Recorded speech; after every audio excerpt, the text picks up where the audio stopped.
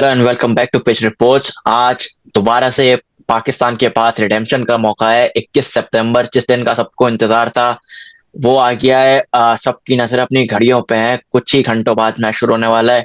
हुनैन भाई, क्या तासुरात हैं आपके? Second match, second opportunity. मैं तो उसको सिर्फ इसी नजर से देखा हूँ, जो भी पिछले मैच में हुआ उसको भूल जाने की जरूरत है, उससे सीखने की भी जरूरत नहीं है। मैं समझता हूँ उसको अपनी मेमोरी से निकालने की जरूरत है। क्योंकि आप यहाँ पे एक फ्रेश मैदान पे उतरोगे, जो पिछली दफा हुआ उस सबको भूल जाए, फ्रेश गेम खेले। उसके बाद उसका बिफिटिंग रिस्पॉन्ड यही होगा, जो भी पिछले पीछे हुआ उसका बिफिटिंग रिस्पॉन्ड यही है कि आप ग्राउंड में जाके उनको मारे। सुनने में आ रहा है कि पीसीबी चेयरमैन मोहसिन रजा नकवी और आकिब जावेद, जो कि डायरेक्टर हैं अभी हाई परफॉर्मेंस सेंटर के, वो पहुंच गए हैं पाकिस्तान क्रिकेट टीम के कैंप को। उन्होंने ज्वाइन कर लिया है। लगता है बहुत ज्यादा तैयारियां चल रही हैं। इसकी क्या खबरें हैं? जी, मोहसिन नकवी एक तो पाकिस्तान के लिए भी आए हैं। सेकंडली, ये जो मोहसिन नकवी का आना हुआ है, ये बेसिकली जो मामला चल रहे हैं आईसीसी एंड पीसीबी के दरमियान, उसके लिए भी आए हैं यहाँ पे। तो 28 तारीख तक, यानी जब तक एशिया कप है तब तक मोहसिन नकवी रहेंगे दुबई के अंदर। और जो भी मामला होंगे वो डायरेक्टली हैंडल होंगे। यानी अब ईमेल ईमेल का सिलसिला है नहीं, एक ईमेल करोगे, मोहसिन नकवी 25 मिनट में आईसीसी हेडक्वार्टर में होंगे। तो ये भी एक वजह है कि मोहसिन नकवी इधर है। दूसरी बात, आके जावेद आए, वो कोई ना कोई पैगाम लेके आते हैं। जैसे आपको पता है, हेड कोच तो माइक हेसन है, लेकिन असली बॉस जो है वो आकिब जावेदी हैं। तो वहां से फिर लाहौर से कोई पैगाम लेके आए, कोई स्ट्रेटेजी बना के लेके आए। अब वही इम्प्लीमेंट होने वाली है आज के मैच में। अब ये दोनों आए गए तो आपको कुछ लगता है कि कोई चेंजेस हमें देखने को मिल सकती है पाकिस्तान 11 में? क्योंकि इतने कोई खातिर ख्वाह हमें रिजल्ट्स मिले नहीं है पहले राउंड से। बिल्कुल ऑथेंटिक सोर्स से ये अपडेट है कि दो चेंजेस जो है वो पाकिस्तान करने जा रहे हैं। अब लास्ट मोमेंट पे कुछ चेंज कर दे उसके बारे में तो कुछ नहीं है मुझे, लेकिन अभी तक जो है वो दो पक्की पक्की चेंजेस है पाकिस्तान टीम में, जो कि होने वाली है। सबसे पहली चेंज तो यट अगेन राणा साहब को मौका मिलने वाला है। राणा साहब will be back in the team, Fazal Shah को बाहर करके। उसके बाद जो है हसन नवाज को बिठा के हुसैन तलत को लेके आने का फैसला किया है पाकिस्तान मैनेजमेंट ने। उसके पीछे जो है वजह यह है कि माइक हेसन ने भी और आसिफ जावेद ने ये समझा है कि हसन नवाज की बैटिंग आ रही है जब 40 से 4 आउट हो जा रहे हैं, तो वो सिचुएशन बेसिकली हसन नवाज के मतलब की नहीं है। अब वो बेचारा जब आता है तो ऑलरेडी प्रेशर होता है, अपना नेशनल गेम खेलता नहीं है वो, उसकी वजह से उसको कंसिस्टेंट फेलियर्स मिलते जा रहे हैं। दूसरी तरफ हुसैन तलत को अगर मैं देखूं, तो वो ऐसा प्लेयर है कि वो जो है स्पिनर अच्छा खेलता है, और स्पेशली दूसरी बात ये जिसकी वजह से उसको लाइन भी जा रहा है कि रोटेशन ऑफ द स्ट्राइक जो है वो बेहतर कर सकता है हसन नवाज से, इसलिए ये फैसला ले रहे हैं। अब मेरा नहीं ख्याल ये अच्छा फैसला है, क्योंकि हसन नवाज एक ऐसा प्लेयर, मैं अभी भी उसको समझता हूँ, जो कि डे पे मैच फिनिश कर सकता है, डे पे मैच चेंज कर सकता है अपने। लेकिन आप ले लो फैसला यार। देखो, हसन नवाज की भी इटसेल्फ कोई गलती नहीं है, क्योंकि हसन नवाज को एज एन ओपनर वो आए थे, फिर उसके बाद उनका नंबर गया 4, जहाँ पे उनके लिए रिजल्ट निकलना शुरू हुए। फिर अगली सीरीज में आपने उनका नंबर गया 5, फिर अभी 2-3 मैचेस में उनका नंबर हो गया 6। तो उसको एक परमानेंट नंबर तो दो। एक ऐसा प्लेयर है वो आपका जो कि छिड़ना ही नहीं चाहिए। वो इतना टैलेंट एक्सप्लोसिव है कि आप उसको एक नंबर दे दो, आप बोलो कि इसी पे ही खेलोगे आप, इसके अलावा आपको खेलेंगे नहीं हम, और वो आपको देखें मैच जितवाने की कैपेबिलिटी रखता है। ये सब बात हम सबको पता है। यही मेरा काउंटर क्वेश्चन होने वाला था इस पे कि इसमें हसन नवाज की क्या गलती है, क्योंकि उसने अपनी पूरी क्रिकेट एज एन ओपनर खेली। फिर नंबर 4 में उसने अपना एक स्पॉट फाइंड करा जहाँ पे उसने अपने आप को कंफर्टेबल फाइंड किया। लेकिन उसके बाद भी हम उसका नंबर और नीचे करते रहे और नीचे करते रहे। ऐसा यंगस्टर हम मशहूर है यंगस्टर्स का करियर खराब करने के लिए। तो एक तो उसके लिए बहुत ज्यादा डिसहार्टनिंग होगा। दूसरा ये कि हुसैन तलत को भी अगर आप खिला रहे हो, मेरे ख्याल से नंबर 4 ही हुसैन तलत को फिट बैठता है। उसके नीचे खेलने का उनका कोई फायदा नहीं है। एक चीज तो आपने जो छेड़ी वो बहुत अच्छी है कि रोटेशन ऑफ द स्ट्राइक बहुत अच्छी करते हैं, चौके निकालते रहते हैं बीच बीच में। लेकिन क्या आपको लगता है हर मैच में पाकिस्तान के 10 ओवर में 5-6 आउट हो जाएंगे? देखिए, यही तो एक मसला है जिसकी वजह से यहाँ पे एड्रेस करने की कोशिश कर रहे हैं आतिफ जावेद इसको। थोड़ा सा जो है ना, ड्यू टू परफॉर्मेंस ऑब्वियसली थोड़ा सा डिसबिलीफ आया है अपने टॉप ऑर्डर के ऊपर टीम को, तभी ऐसे फैसले करने पे मजबूर हो रहे हैं। सेकेंडली, हुसैन तलत के पीछे इतना लंबा कोई एक्सपीरियंस है नहीं इंटरनेशनल क्रिकेट का। उसको डायरेक्टली इतना बड़ा मैच चल रहा है। फिर वो बात आपने भी सही की कि उसका जो रोल है वो सेकंड डाउन वाली पोजीशन में तो ठीक है, समझ आता है, लेकिन जैसे जैसे वो नीचे जाता जाएगा उसका रोल एलिमिनेट होता जाएगा, क्योंकि उसके पास बड़ी हिटों की गेम ही नहीं है। वो बिल्कुल, आपने याद होगी एक इनिंग 2018 वाली या 2019 का टूर था साउथ अफ्रीका का, जिसमें वो फंसे थे बाबर आजम के साथ। ना तो उनसे शॉट लगे थे, ना उन्होंने बाबर को मारने दिए थे। वो मैच पाकिस्तान हार गया था, जीता हुआ। तो हुसैन तलत का यही चीज है कि बड़ी हिट है जो है उनके पास है नहीं है। और अगर उसको सेकंड डाउन से नीचे बैटिंग करवाते हैं देन उसका रोल जो है वो वैसे ही खत्म है, then Hasan Nawaz is a better option. मेरे ख्याल से तो बाबर की इस स्क्वाड में सिर्फ इस वजह से जगह नहीं बनती क्योंकि हम आगा और बाबर को एक साथ कैरी नहीं कर सकते। और अगर आप हुसैन तलत को खिला रहे हैं इस 11 में तो सॉर्ट ऑफ आप सेम वही मिस्टेक कर रहे हैं। बहुत ज्यादा रिस्पेक्ट है हुसैन तलत के लिए क्योंकि डोमेस्टिक में बहुत ज्यादा परफॉर्मेंसेस देता है, लेकिन परफॉर्मेंसेस उसकी लॉन्गर फॉर्मेट्स में आती है। um, एकदम T20 में एक तो उनका इतना एक्सपीरियंस नहीं है T20 या क्रिकेट का। उसके बाद अगर हमारे अच्छा स्टार्ट मिल जाता है हमारे बैट्समैन को और लेटर ऑन जाके हमारी विकेट्स गिरती हैं, तो क्या आप फिर से फहीम शाहीन को हुसैन तलत के ऊपर भेजना बेहतर समझेंगे या फिर भी आप हुसैन तलत को भेजेंगे जबकि आपको पता है कि वो आते ही लंबी हिटें नहीं लगा सकते? नहीं, मेरा नहीं ख्याल फिर हुसैन तलत से कोई काम रह जाता है, देन वो फिर वापस समझूंगा सिचुएशन वाइज ही उसकी बैटिंग आने वाली है, अगर तो ऊपर से आउट होते हैं देन उसका काम है। वरना अगर 12 ओवर खेल जाते हैं समझे आपके टॉप 4, तो देन तो काम खत्म हो गया ना, हुसैन को आप जिस चीज के लिए लेके आ रहे हो वो रोल खत्म हो गया। वो रोल जो है हुसैन का वो मिडिल ओवर्स खेलने का 7 से 15 के दरमियान जो फेज है, वो अगर उसमें बैटिंग आती है उसकी तो ही वो इफेक्टिव है। वरना अगर उसके बाद बैटिंग आती है तो मतलब आप समझिए कि शाहीन को भी उसके ऊपर भेज दें तो वो ज्यादा इफेक्टिव हो सकता है। एक बहुत बड़ी अपॉर्चुनिटी यहाँ पे कैप्टन सलमान अली आगा के लिए भी है क्योंकि बहुत टाइम से बल्ला खामोश है उनका। खामोश इस सेंस में कि खराब इनिंग्स खेल रहे हैं, खराब स्ट्राइक रेट के साथ इनिंग खेल रहे हैं। उन्होंने रिसेंट 2 सीरीज में एशिया कप और ट्राई सीरीज में पाकिस्तान की slowest inning in T20 as by Pakistani captain record करी है। तो उनके लिए कितना इंपॉर्टेंट होगा ये मैच अगर वो यहाँ क्लिक कर जाते हैं तो उनका करियर कहाँ जा सकता है as a captain of Pakistan. Salman Ali Agha मेरे ख्याल से थोड़ा सा एडिड प्रेशर ले रहे हैं, specially in this Asia cup, अपने शहर में जाके खेल रहे हैं और स्पिनर के खिलाफ जितना अच्छा गेम है सलमान का, मैं समझता हूँ उस कंडीशन में बहुत ज्यादा असेंशियल है पाकिस्तान के लिए। लेकिन वो भी मिडिल ऑर्डर को नहीं संभाल रहे, जिसकी वजह से आपने देखा कि इंडिया वाले मैच में भी हमें मसला हुआ with the bat, and even game वाले मैच में भी हमें मसला हुआ विद द बैट। और इसको एड्रेस करने की जरूरत है। एक पॉइंट जो पिछली वीडियो में भी एड्रेस किया था कि बहुत ज्यादा स्क्वायर ऑफ द विकेट के चक्कर में वो कट मार मार के बॉलर को पकड़ लिया है, वहीं पे बॉलिंग करते हैं उन्हें कट पैक कर देते हैं, 3-4 डॉट वहां से खिलाते हैं। ऑलरेडी T20 क्रिकेट में आप 3 से 4 डॉट करेंगे ऑन द ट्रॉट तो वो डेफिनेटली आपके ऊपर प्रेशर चढ़ता है फिर। जो मैंने सलमान अली आगा की बात नोटिस करी है वो ये करी है कि Salman Ali Agha use to step out of the crease और वो निकल निकल के दायरे के ऊपर से शॉट खेला करते थे। अब मुझे ऐसा लग रहा है कि वो उसी बॉल को थोड़ा बैकफुट पे बना के या तो कट मारने की कोशिश करते हैं या उस बॉल को फाइन लेग की तरफ खेलने की कोशिश करते हैं। तो क्या आपको लगता है कि जिम्मेदारी की वजह से थोड़ा डर बैठ गया है कि मैं स्टेप आउट करूंगा तो स्टंप वगैरह ना हो जाऊं, मेरी विकेट ना चली जाए और टीम कहीं ना कहीं लड़खड़ा ना जाए? बिल्कुल ऐसा ही है, प्रेशर जो है डेफिनेटली उसकी वजह से जो है अपना नेचुरल गेम नहीं खेल रहा। हालांकि बहुत जबरदस्त प्लेयर है सलमान अली आगा, बहुत पोटेंशियल है एज अ कैप्टन भी, as a player T20 player में। हाँ, आप कह सकते हो इतना कोई खास रिकॉर्ड नहीं है T20 करियर में, सॉरी। लेकिन ऑब्वियसली दोस्तों आपको पता है कि on his day Salman Ali Agha can be very good, उसने हमें दिखाया भी है। कैमियोस खेलता है वो ओडीआई क्रिकेट में भी नीचे आके, तो T20 में भी अपने आप को एक्सप्रेस कर सकता है। लेकिन वही बात है, थोड़ा सा एडिड प्रेशर जरूर फील कर रहा है सलमान इस पर। हमने एक चीज नोटिस करी है कि इंडिया वाले बहुत ज्यादा नई बॉल से ही चढ़ के आ रहे हैं। तो एक बंदा जिससे हम बहुत ज्यादा एक्सपेक्टेशंस लेकर आए थे इस एशिया कप में वो था साइम अयूब। अभी भी एक्सपेक्टेशंस बहुत ज्यादा हाई हैं। उनके बारे में क्या ख्याल है? एक तो बहुत ज्यादा खबरें उनके रिलेटेड भी गर्दिश हो रही हैं तो उसकी भी जरा तस्दीक कर दिएगा। और आपकी कितनी उम्मीदें हैं साइम अयूब से आज का मैच लेके?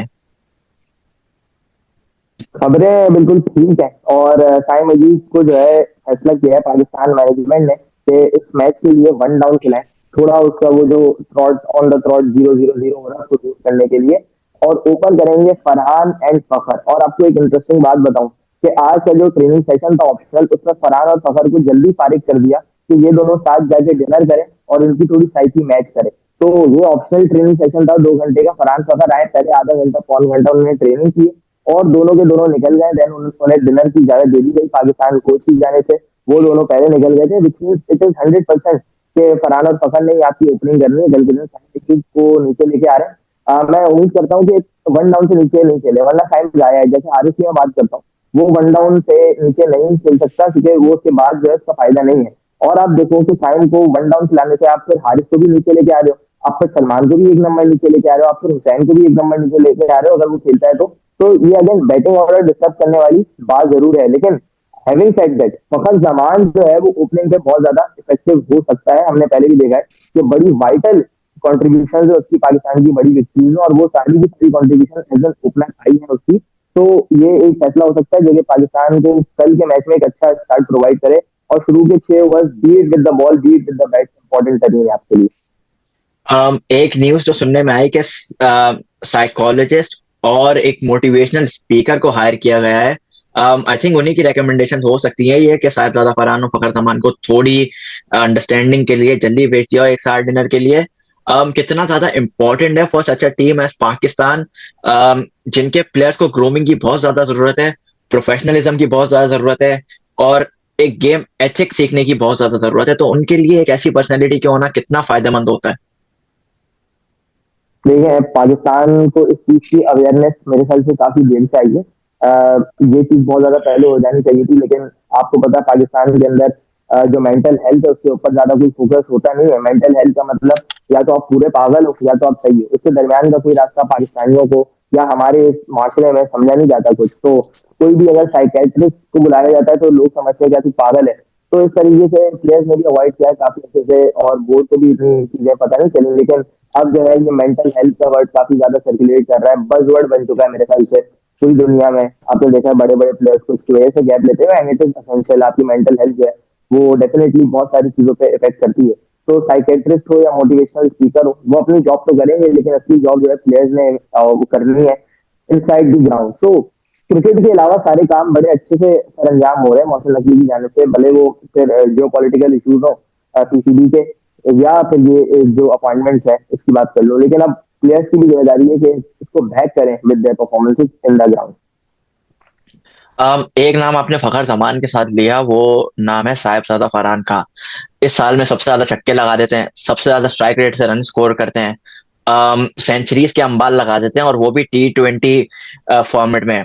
लेकिन एशिया कप में आके अपने आप को एक प्रेशर में फील करते हैं। बुमराह को 2 छक्के भी लगाते हैं, लेकिन कहीं ना कहीं खोए हुए नजर आते हैं, डर रहता है विकेट अपनी खो देने का। पहले मैच में भी हमें ये नजर आया, उसके बाद इंडिया के मैच में भी यही नजर आया।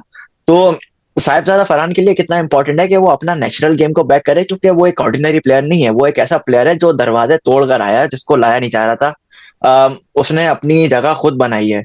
तो उसके लिए ये गेम कितना इंपॉर्टेंट होगा going forward in to the tournament. जितने भी प्लेयर हैं, हारिस, सलमान और फिर उसके बाद फरहान, कोई भी है, इनको इस चीज की वैल्यू करनी है कि इनके होने के लिए हमने निकाला है बाबर एंड रिजवान को। तो अगर कोई बंदा नहीं है और आप हो टीम में, तो उसकी वैल्यू आपने करनी है। और वैल्यू वो कैसे होगी कि आप अपने चांस को अवेल करो। इसी चांस के लिए आप रोते थे ना। ये चांस आपको नहीं मिलता था जब वो दोनों थे, आपके चांस नहीं देते थे। आप अगर टीम में थे तब भी आप 7वें नंबर पे जाके बैटिंग करते थे। अब आपको एक खुला चांस मिल रहा है इस नंबर पे बिना छेड़े। आपको मैनेजमेंट छेड़ भी नहीं ना, आपका गेम बैक कर रही है, वो आपके ऊपर भरोसा कर रही है। तो अब जो है 7-8 गेम्स ट्राई नेशन से अगर मैं गिनूं तो फरहान के पल्ले से रन नहीं निकले, लेकिन मैनेजमेंट ने अंधा भरोसा किया है। मैनेजमेंट ने बाहर नहीं किया आपको, आपके नंबर पे मौके देते जा रहे हैं। तो अब आपका ही काम है कि आप इसको डिलीवर करके दें, और फरहान के लिए भी बहुत ज्यादा इंपॉर्टेंट है मेरे ख्याल से। अगर इतने बड़े मैच में कोई लड़का आके परफॉर्म कर देता है ना, तो उसका करियर जो है बन जाता है। बेसिकली उसको कॉन्फिडेंस आ जाता है कि हाँ यार, अगर मैं इतने बड़े स्टेज पे परफॉर्म कर सकता हूँ, देन बाकी सारे गेम्स तो मेरे लिए छोटे हैं। तो एक ऐसी नहीं है, अगर फरहान खेलेगा तो ये करियर डिफाइनिंग होगी उसके लिए। बैटिंग के लिए आई थिंक बहुत ज्यादा काम करने की जरूरत है पाकिस्तान क्रिकेट टीम को, और वो काम हो गया होगा अभी पिछले कुछ दिनों में। एक चीज जो मुझे बहुत ज्यादा कंसर्निंग लग रही है इस वक्त, वो यह है कि शाहीन आफरीदी हमें बहुत ज्यादा खबरों में तो नजर आ रहे हैं, लेकिन अपने रन्स की वजह से नजर आ रहे हैं। इंडिया के अगेंस्ट मैच में पहली बॉल पे अभिषेक शर्मा उनको चौका मार देते हैं, दूसरी बॉल पे उनको छक्का मार देते हैं। यूएई के अगेंस्ट मैच में अलीशान शरीफ उनको पहली बॉल पे चौका मार देते हैं, और कहीं भी उनसे घबराए हुए नजर नहीं आते। तो ऑल दो पेस सेट कर रहे हैं, 140 प्लस बॉलिंग कर रहे हैं, लेकिन वो शाहीन आफरीदी जो अपने फुल रिदम में बॉलिंग करता था, वो हमें कहीं ना कहीं खोया हुआ नजर आ रहा है। उनके लिए कितना इंपॉर्टेंट होगा, क्योंकि आई स्टिल बिलीव कि पाकिस्तान क्रिकेट टीम में कोई ऐसा प्लेयर है जो 1-2 ओवर में मैच साइड कर दे, वो सिर्फ शाहीन आफरीदी है। तो उसके लिए कितना जरूरी होगा अपने ओपनिंग स्पेल को सही जगह गिराना, और अगर उनको वो स्विंग नहीं मिल रहा नई बॉल से, तो अपनी लेंथ को पीछे खींच लेना, ये सब अंडरस्टैंड करना उनके लिए कितना इंपॉर्टेंट है। देखिए, पहले की अगर मैं बात करूं शायद 2021-2022 में, तो Shaheen was touching 148-150 regularly with the new ball. तो अगर उस पेस के साथ जब बॉल अंदर आता है ना, तो आप अगर कह के भी यॉर्कर करो तो फिर भी वो बल्ला नहीं लगता उससे।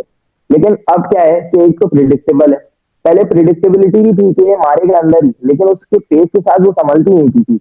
लेकिन अब प्रिडिक्टेबल भी है और उसके बाद पेस भी कम हो गई है, इसलिए ऐसे लोगों को पता है कि ये करने क्या वाला है। इसलिए आप देखो अभिषेक शर्मा ऐसे ही स्टेप आउट किया, उसको पता था इसका प्लान क्या है, उसने अंदर ही करनी है, तो उसने यॉर्कर को फुल टॉस बनाया है, डाउन द ग्राउंड। और एक चीज जो शाइन को डेवलप करनी है, या डेवलप क्या बस यूज करनी है, डेवलप तो ऑलरेडी है, वो है टप्पा शाइन का। वो नए बॉल के साथ बाउंसर कर सकता है, लेकिन वो करता नहीं है, बिकॉज वो वन डायमेंशनल ही बॉलिंग करने की कोशिश करता है कि मैं अंदर घुसूं किसी तरीके से एलबीडब्ल्यू में बॉल की तरफ जाऊं। लेकिन अगर आपको बैट्समैन को डराना है या बैट्समैन को क्रीज के अंदर रखना है, तो बाउंसर जो है बहुत असेंशियल है, और नए बॉल के साथ बाउंसर आप कर सकते हो। आपको करना भी चाहिए जहां पे आपको लग रहा है कि हाँ यार इसको मैं फ्रंट फुट पे पूरा सेट कर चुका हूँ, और ये अब एक्सपेक्ट ही नहीं कर रहा बाउंसर। अगर वहां पे बाउंसर शाइन लगाता है तो वो बहुत एक खतरनाक बाउंसर हो सकता है। आपको एक बॉल याद होगा डिजॉर्जी को जो पड़ा था साउथ अफ्रीका में, वो बिल्कुल हिल गया था नए बॉल के साथ, क्योंकि वो एक्सपेक्ट नहीं कर रहा था शाइन नए बॉल के साथ बाउंसर मारेगा। सो इफेक्टिव हो सकती है चीजें, थोड़ा दिमाग से सोचना पड़ेगा। टैलेंट बहुत है, शाइन अफरीदी ने पाकिस्तान को बड़े मैचेस जितवाए हैं, बड़ी सर्विसेज है उसकी, उसको बस बैक करना है अपने आप से। um, एक बात मैं इसमें थोड़ा सा डिसएग्री करूंगा, वो ये है कि Shaheen was lethal with the pace. ये केस सिर्फ शाहीन के अगर पर्सपेक्टिव से देखा जाए तो कहीं ना कहीं आप सही हैं, लेकिन दुनिया में बहुत सारे बॉलर्स हैं जो सिर्फ स्विंग से खेलना जानते हैं। अभी आपने रिसेंटली ही एक मिसाल देखी शाह फैसल की, ओमान के बॉलर जिन्होंने पाकिस्तान को बहुत ज्यादा तंग करा। उसके बाद इंडिया के शुभमन गिल की विकेट उड़ाई, उनको बहुत अच्छा ओपनिंग स्पेल डाला। उसके बाद हमें डेविड विली नजर आते हैं जिनकी सबसे ज्यादा विकेट्स हैं न्यू बॉल के साथ। अम, वो उनका इतना एक्सप्रेस पेस नहीं है। सैम करन हो गए, उनका इतना एक्सप्रेस पेस नहीं है, लेकिन वो जगह पे बॉल करना जानते हैं। वही आपकी वाली बात के वेरिएशंस उनके पास हैं, उनको लाइन लाइन चेंज करना आती है। और शाहीन की अगर मैं बात करूं, अगर मैं भी बैटिंग करने जा रहा हूं तो आई वुड नो कि पहली 6 बॉलें मुझे या तो यॉर्कर या तो सामने स्लॉट में मिलेंगी। तो इससे शाहीन, आई मीन के कोचेस को कितना काम करना होगा शाहीन के साथ, क्योंकि आई डोंट थिंक कि ये काम हो नहीं रहा होगा, और अगर हो रहा है तो वो इम्प्लीमेंट क्यों नहीं हो रहा मैचेस में। देखिए, इस लेवल पे जो कोचिंग है ना, वो एक फॉर्मेलिटी है। वो आपको गेम प्लान तो दे सकता है, लेकिन क्या आपको लगता है कि विराट कोहली को अगर कोई कोच कर रहा हो तो उसको कोई सिखाएगा कि तुमने इस तरीके से खेलना है? नहीं होता। वो सिर्फ और सिर्फ एक फॉर्मेलिटी सॉर्ट ऑफ कोच है। लेकिन जरूर आप गेम प्लान दे सकते हो एज अ कोच, आप अपने बॉलर्स के साथ कम्युनिकेट कर सकते हो। लेकिन आप जब इतने मैचेस खेल लेते हो, तकरीबन 100 इंटरनेशनल T20 100 है शायद आप दीजिए, तो आपको अपनी स्ट्रेंथ एंड वीकनेसेस के बारे में पता होना चाहिए। आपने सही है, पहली 2 बॉलें आप अंदर करते हो, बिल्कुल करें। आपकी आपका राइट है, ठीक है, आपकी वो क्या है, आपकी स्ट्रेंथ वो चीज है कि आप अंदर बॉल मारते हो, आपका मेरे ख्याल से एक वेपन है वो। तो अगर आप पहली 2 बॉलें करना चाहते हो डेफिनेटली करें, लेकिन आप यहाँ पे देखने की नहीं यार स्विंग नहीं हो रहा है, और अगर मैं इसको अंदर ही करता रहूंगा तो इसके बाद चांस है कि मुझे चार्ज कर सकता है, यार आपको लेंथ खींचनी पड़ेगी। शाइन को एज अ बॉलर ये चीज खुद रियलाइज करनी है। कोच बाहर से बैठ के आवाज मार के ये नहीं बताएगा कि आपके पीछे कर, वो शाइन को इनसाइड द ग्राउंड खुद समझ होनी चाहिए। एज अ फास्ट बॉलर ना, एक चीज बहुत ज्यादा एक्साइट करती है, वो होता है कि मैं किसी ना किसी तरह स्टंप उड़ा दूं। और आई थिंक वही चीज शाहीन के दिमाग में फंसी रहती है कि मेरी एक ना एक बॉल भी जगह पे गिर गई तो वो स्टंप जो कार्ट व्हीलिंग करते हुए जाएगा उससे उनका दिन बन जाएगा। इसी तरह एक और फास्ट बॉलर जो कि शौकीन है स्टंप उड़ाने के और फर्नीचर डिस्ट्रॉय करने के, वो है हारिस रऊफ, हम सबके फेवरेट। दुबई में स्टैट्स लाजवाब, इंडिया के अगेंस्ट स्टैट लाजवाब। विराट कोहली के मुंह से उनकी तारीफें हमने सुनी है। अम, ऑस्ट्रेलिया जाते हैं तो ऑस्ट्रेलिया वाले उनकी तारीफ करते नहीं सकते। एमसीजी वालों ने तो हाउस ऑफ रऊफ बना दिया है बिग बैश के लिए। तो हारिस रऊफ के लिए कितना बड़ा दिन होगा, क्योंकि बहुत ज्यादा मैचेस से बाहर बैठे हुए थे, लास्ट मैच खेला लेकिन वो एक सॉर्ट ऑफ छोटी टीम के अगेंस्ट था। तो अब इंडिया के अगेंस्ट कितना बड़ा मैच होगा उनके लिए। वेपन है आपका हारिस, और सही से अगर यूटिलाइज करो तो डेफिनेटली बहुत फन कर सकता है कल के दिन। आई नो रन के लिए जाता है, लोग उसको रन के लिए बोलते हैं, लेकिन आपको समझना पड़ेगा जिस प्लेयर के पास, जिस बॉलर के पास पेस है, उसको मार पड़ती है। भले आप अख्तर को देख लें, उनके पास भी पेस था, तो उनको भी कहीं ना कहीं खतरियों से वैसे ही पड़ती है, हारिस को पड़ती है, उन्हें वैसे कभी नहीं पड़ी, लेकिन खतरियों से। फिर उसके बाद आप देखें later end of the career में उनको कितनी बड़ी है। तो पेस के साथ आपको पता थोड़ा सा रिस्क होता है, एंड डेफिनेटली जो आपका विकेट टेकिंग बॉलर होता है ना, उसके साथ तो रिस्क है। वो या तो आपको आउट करके देगा, लेकिन जिस दिन वो आउट नहीं करेगा उस दिन वो एक्सपेंसिव भी जा सकता है। सो हारिस इज योर वेपन, और उसका जो मैचअप है वो सूर्या कुमार यादव, वो भी जबरदस्त है। एंड पिछले मैच में सलमान ने थोड़ी सी गलती ये की थी तो सूर्य कुमार यादव आपको पता है कि जो है वो नए बॉल के साथ काफी फास्ट बॉलर लग रहा है, वो स्ट्रगल करता है उससे। हारिस ने उसको 2 दफा आउट किया हुआ है with the newer ball. Hasan Ali ने 1 दफा T20 वर्ल्ड कप में आउट किया हुआ है उसको। अगेन फोर्थ फिफ्थ स्टंप पे लाके उसको लिफ्ट करवाते हैं, वो कैच हो जाता है पीछे। लेकिन हुआ ये पिछले मैच के अंदर कि आपकी बॉलिंग ही वन डायमेंशनल थी, सारे के सारे स्पिनर थे, तो आपके पास कोई ऑप्शन नहीं था। हालांकि शाइन ने जो जो पहली बॉलिंग की सूर्या को वो मिस हुई थी उससे, वो की थी हारिस ने, मतलब बल्ला भी नहीं लगा था। लेकिन उसके बाद सूर्या ने, आप हैरान होंगे कि एक बॉल भी फास्ट बॉलिंग की नहीं खेली उसके बाद। सारे के सारे स्पिनर खेले उसने, बिकॉज आपके पास थे नहीं option. Faheem Ashraf is not a complete fast bowler, आप उसका एक्सपेक्ट नहीं कर सकते कि वो आपको सूर्य जैसे बैट्समैन की विकेट निकाल के देगा। तो अब जो है ऑप्शन खुले होने चाहिए। अगर फहीम भी खेल रहा तो फहीम को कैसे यूटिलाइज करना है ये भी जरूरी है। अगर मुझसे पूछे तो मैं तो वसीम जूनियर को डालूंगा फहीम की जगह, क्योंकि वो एक कंप्लीट बॉलर है आपके पास है, उसका पेस इतना है कि वो तंग कर सकता है किसी भी बैटर को। फहीम का जो वापस इंक्लूजन है ना, वो मुझे शायद कहीं ना कहीं दूसरी टीम से इन्फ्लुएंस होता हुआ नजर आ रहा है, क्योंकि आज भी हमने देखा दसुन शानका ने बहुत अच्छी बॉलिंग करी, लास्ट मैच में भी उन्होंने बहुत अच्छी बॉलिंग करी थी। दूसरा ये कि हार्दिक पांड्या बहुत अच्छी बॉलिंग करते आ रहे हैं इंडिया के लिए। लेकिन फिर बात वही आ जाती है कि हार्दिक पांड्या फहीम अशरफ नहीं है, दसुन शानका फहीम अशरफ नहीं है, वो एक अलग कैलिबर के प्लेयर है फहीम अशरफ। अगेन बहुत हाई क्लास प्लेयर है, लेकिन वो कभी भी अपना इंटरनेशनल लेवल पे कैपिटलाइज नहीं कर पाया अपना टैलेंट। नई बॉल की अगर बात कर लें हुनैन भाई, तो शाहीन के साथ कौन शेयर करता हुआ आपको नजर आ रहा है, साइम, अबरार या नवाज?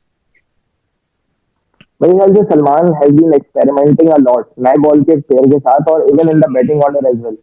आप एक बैटिंग ऑर्डर ही चलाते हुए फ्लेक्सिबिलिटी होनी चाहिए आपके बैटिंग ऑर्डर के अंदर। कोई भी बैटर किसी भी पोजीशन में बैटिंग करने का केपेबल होना चाहिए, लेकिन एटलीस्ट आप 2-3 मैचेस के लिए तो सिमिलर बैटिंग ऑर्डर चला सकते हैं या नए बॉल का ऑर्डर चला सकते हैं। लेकिन बहुत सारी चेंजेस हमने देखी है। कभी साइम ओपन कर रहा होता है, लास्ट मैच में आपने देखा कि नवाज को नया बॉल दे दिया था, तो उसके ट्राई सीरीज में बहुत ज्यादा दफा नवाज नया बॉल करता हुआ दिखा हमें। तो सलमान मस्त स्टेक, और हमारे लिए वर्क किया है कि साइम अयूब ने आउट करके दिए हमें विद द न्यूअर बॉल। तो आप एक ओवर करवाएं टाइम से, अगर नहीं फंसते वो लोग देन फिर आप अपने सेकंड ऑप्शन के पास जाएं, जो कि हारिस होगा डेफिनेटली। मेरा भी बिल्कुल यही पॉइंट है कि अगर साइम आपको थोड़े रन खा के भी दे रहा है, लेकिन अगर वो वहां से एक बड़ी विकेट निकाल देता है जैसे उन्होंने शुभमन गिल की निकाली थी, तो कुछ बुराई नहीं है उसमें वहां से ओवर करवाने की, क्योंकि T20 में आपको मार ही पड़ती है और बॉलर मार ज्यादातर मौके में मार खाते हुए विकेट लेता है। तो Saim can be a better option considering के वो नई बॉल से ब्रेक करना जानता है। बस only thing which he lakhs is के उसकी अभी जगह परफेक्ट नहीं है, उसको किस जगह बॉल फेंकनी है उसको ये नहीं पता होता। अगर वो जगह पे बॉल गिर जाए तो वो ऑन द डे किसी भी बैट्समैन को तंग कर सकता है। अभिषेक की बात करते हैं, उन्हें टॉक ऑफ द टाउन बने हुए, नंबर 1 T20 है बैटर। इसके बाद फिर जो उनकी एक एबिलिटी है ना कि वो अंदर आती हुई बॉल को ऑफ स्टंप के बाहर उठा के फेंक देते हैं, ये उनको बाकी बैट्समैन से बहुत अलग बनाती है, बहुत मुख्तलिफ बनाती है, और पेस तो उनको जितना भी कर दो उनको तंग करता ही नहीं है। तो considering the matchup, Shaheen Afridi जो लेफ्ट आर्मर को आउट स्विंग करते हैं, और वो बिल्कुल फेवरेबल बॉल है अभिषेक शर्मा की, क्योंकि वो अंदर की बॉल को ही बाहर फेंकते हैं। तो ये मैचअप कितना इंडिया के फेवर में जा सकता है कंसिडरिंग अभिषेक abilities? Abhishek Sharma no doubt एक बहुत जबरदस्त टैलेंट, और ऐसा टैलेंट है डिस्ट्रक्टिव। किसी भी ऑपोजिशन को 6 ओवर के अंदर अंदर वो टेस्ट मैच कर सकता है। Long handed player, long handed sorry वो प्लेयर है, लंबे हैंडल के साथ खेलता है, जिसमें बल्ला बल्ले की जो ग्रिप है वो थोड़ी लूज होती है ऊपर की तरफ। मेरे ख्याल से शाहिन अफरीदी उसको एक जगह से पकड़ सकता है, वो है पक्का बाउंसर। उसके अलावा जो है वो पावर प्ले के अंदर थोड़ी सी मुश्किलात जरूर करता है हर बैटर के लिए। आपको याद होगा जुनेद सिद्दीकी ने भी उसको सिमिलर काइंड ऑफ डिलीवरी पे आउट किया था, जो थोड़ा सा पीछे था, उन्होंने पुल मारने के लिए गए and वो भी आउट हुआ। मैं ये नहीं कह रहा कि वो वहां पे हल्के होंगे, लेकिन आप ऐसी चीजें जो एक्सप्लॉइट कर सकते हो। पिछले मैच में आपने उसको एक ही बॉल पीछे नहीं किया and you have gone for run. तो अब कोई डिफरेंट चीज आप ट्राई करें, आप आउट ऑफ द बॉक्स नहीं करें। नए बॉल के साथ आपने करना पड़ेगा, पीछे थोड़ा अग्रेशन दिखाना पड़ेगा। अगर वो बैट के साथ अग्रेशन दिखा रहे हैं, देन आपको बॉल के साथ भी दिखाना पड़ेगा, तभी जाके आप एक ऐसे बैटर को टैकल कर सकते हो। वरना वो ऐसा बैटर है कि अगर वो 6 ओवर खेल जाए ना, देन इंडिया के रन 80 से कम नहीं होंगे। मैंने उसको बहुत ज्यादा क्लोजली जज करा और लास्ट मैच में भी देखा। कमेंटेटर अभी तारीफ ही कर रहे थे कि किस तरह ये अपनी बॉडी की बॉल को ऑफ स्टंप के बाहर फेंक देता है, इतने में एक शॉर्ट बॉल आई और उसने लेग स्टंप पे छक्का मार दिया।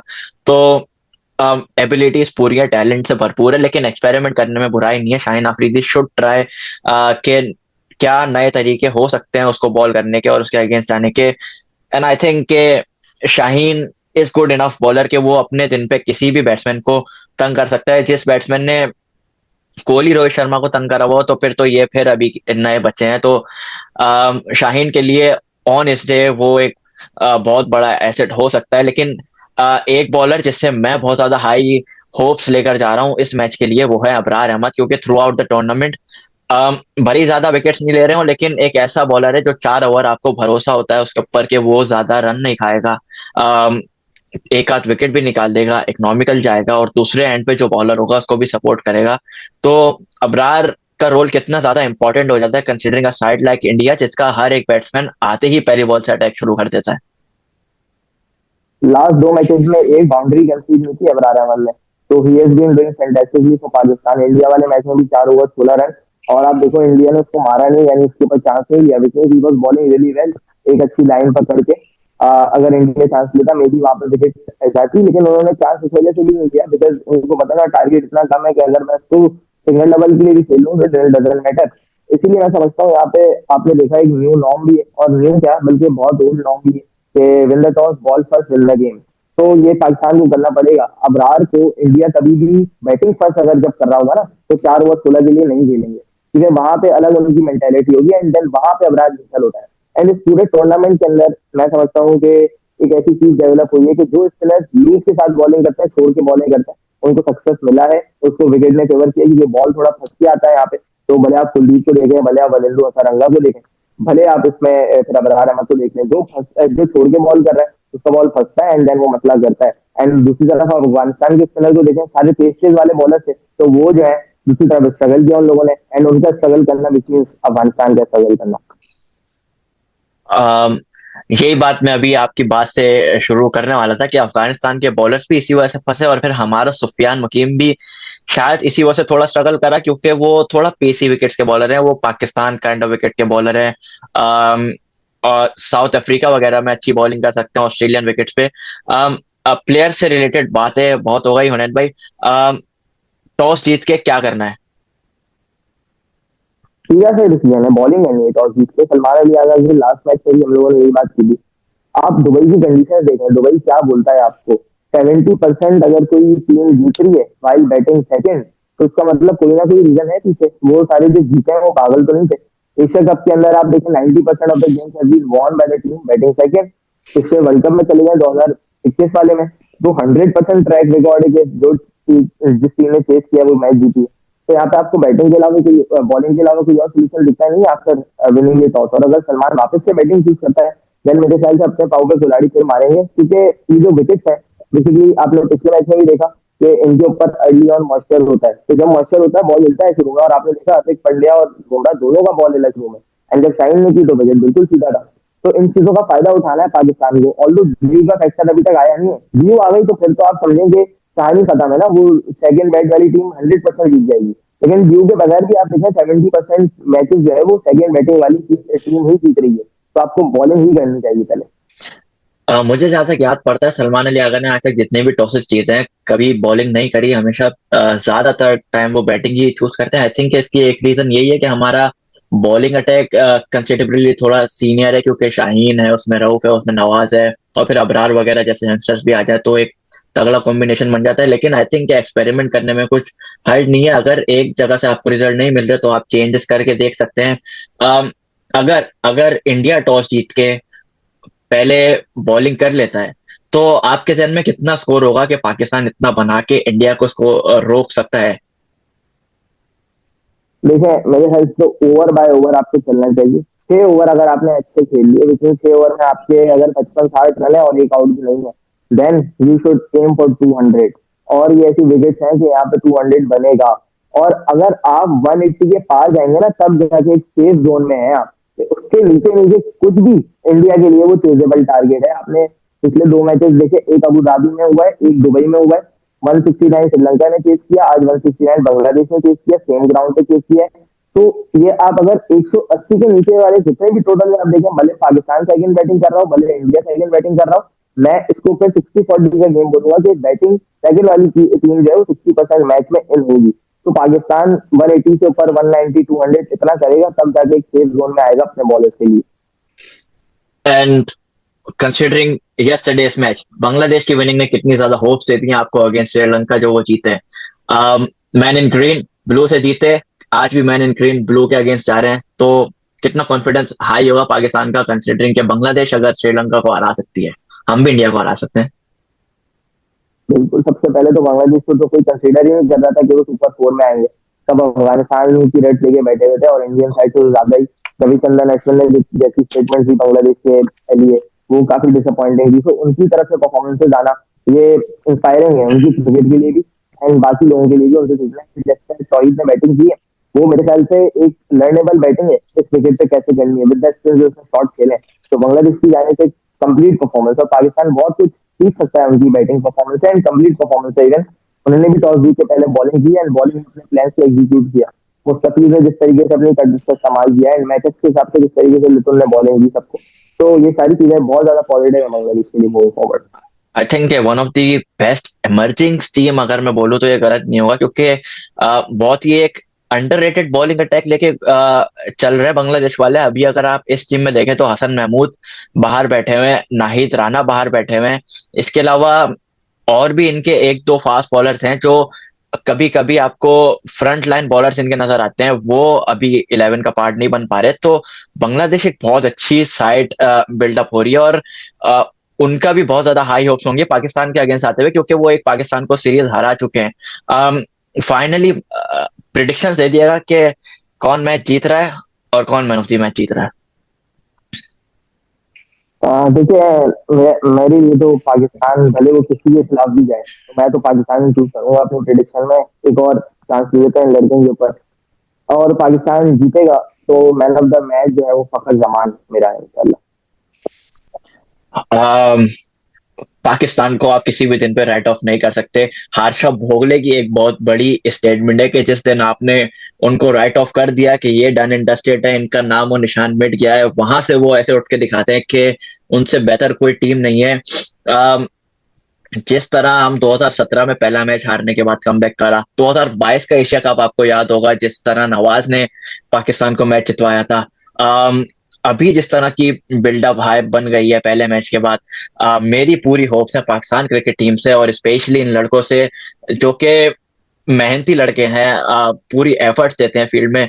तो पाकिस्तान आज का मैच जीत रहा है मेरे अकॉर्डिंग, और मैं जाऊंगा शाहीन आफरीदी के साथ again for man of the match, क्योंकि एक ही बंदा है जिसपे मैं बहुत ज्यादा बिलीव करता हूँ।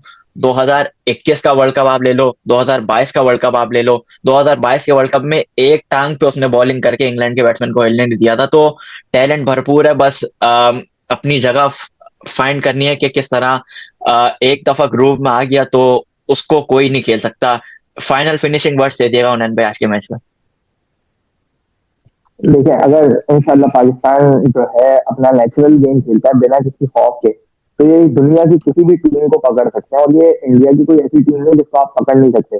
आप अगर खुल के खेलें, अपने गेम पे स्टिक करें, with the ball with the bat, ऊपर से एक दो आउट करें, पावर प्लेस जीतें। सबसे पहले तो with the ball with the bat अपने पावर प्लेस जीत लें, तो इंशाल्लाह आप ये मैच इंशाल्लाह जरूर पकड़ेंगे। और अगर आपने आज मैच जीत लिया, देन मैं आपको गारंटी दे रहा हूँ ये टीम इंशाल्लाह जीतेगी।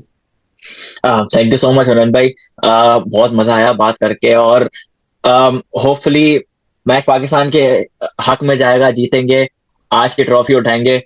मिलते हैं पोस्ट मैच वीडियो में। जब तक अपना बहुत ज्यादा ख्याल रखिएगा आप भी, और अगर वीडियो अच्छी लगी हो तो कमेंट डाउन कर दिएगा, अपनी राय जरूर बताइएगा हमें ताकि हम आगे वाली वीडियोस में उनको इंक्लूड कर सकें। Thank you so much everyone, अस्सलाम वालेकुम।